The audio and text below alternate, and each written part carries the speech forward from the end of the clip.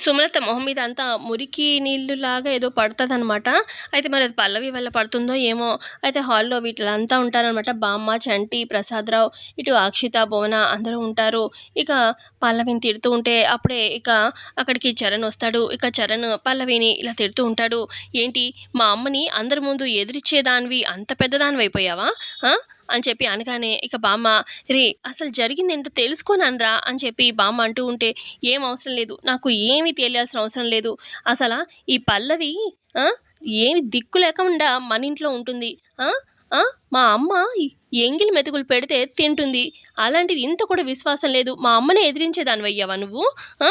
నువ్వెంత నీ బతుకెంత" అని చెప్పి చరణ్ అలా పిచ్చి పిచ్చిగా మాట్లాడుతూ పల్లవితోని. ఇక పల్లవి ఏమో ఏడుస్తూ ఉంటుంది. ఏం మాట్లాడకుండా.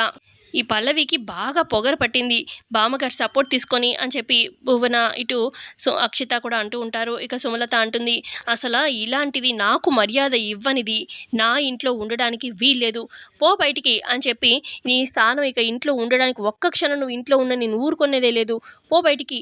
పో" అని చెప్పి ఇక చూపిస్తూ ఉంటుంది. "బయటికి పో" అని చెప్పి సుమలత. ఇక చరణ్ కూడా చాలా కోపంగా వెళ్ళిపో అన్నట్టుగా చూస్తూ ఉంటాడు. ఇక పల్లవి ఏమో ఏం చేయాలో అర్థం కాక ఏడుస్తూ ఉంటుంది. మరి ఈ ప్రాబ్లమ్ ఎలా సాల్వ్ చేస్తుంది ఏంటనేది ఈ కమింగ్ ఎపిసోడ్‌లో తెలుసుకుందాము. సో, ఇంతే అండి ప్రోమోలో చూపించింది.